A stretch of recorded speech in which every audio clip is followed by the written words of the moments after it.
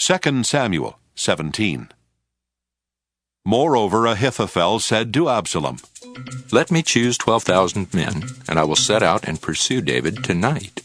I will come upon him while he is weary and discouraged, and throw him into a panic, and all the people who are with him will flee.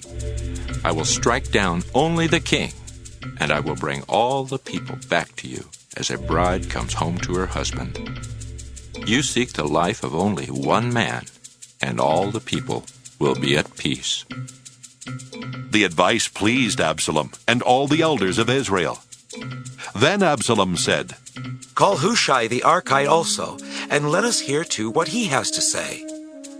When Hushai came to Absalom, Absalom said to him, This is what Ahithophel has said. Shall we do as he advises? If not, you tell us. Then Hushai said to Absalom, This time the counsel that Ahithophel has given is not good.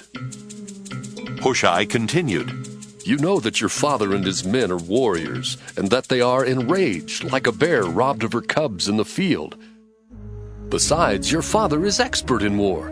He will not spend the night with the troops. Even now he has hidden himself in one of the pits or in some other place. And when some of our troops fall at the first attack, whoever hears it will say, There has been a slaughter among the troops who follow Absalom. Then even the valiant warrior, whose heart is like the heart of a lion, will utterly melt with fear. For all Israel knows that your father is a warrior, and that those who are with him are valiant warriors. But my counsel is that all Israel be gathered to you, from Dan to Beersheba, like the sand by the sea for multitude, and that you go to battle in person. So we shall come upon him in whatever place he may be found, and we shall light on him, as the dew falls on the ground, and he will not survive, nor will any of those with him. If he withdraws into a city, then all Israel will bring ropes to that city, and we shall drag it into the valley, until not even a pebble is to be found there. Absalom and all the men of Israel said, The counsel of Hushai the Archite is better than the counsel of Ahithophel. For the Lord had ordained to defeat the good counsel of Ahithophel, so that the Lord might bring ruin on Absalom. Then Hushai said to the priests Zadok and Abiathar, Thus and so did Ahithophel counsel Absalom and the elders of Israel. And thus and so I have counseled. Therefore send quickly and tell David, Do not lodge tonight at the fords of the wilderness, but by all means cross over. Otherwise the king and all the people who are with him will be swallowed up. Jonathan and Ahimaaz were waiting at Enrogel. A servant girl used to go and tell them, and they would go and tell King David, for they could not risk being seen entering the city. But a boy saw them and told Absalom.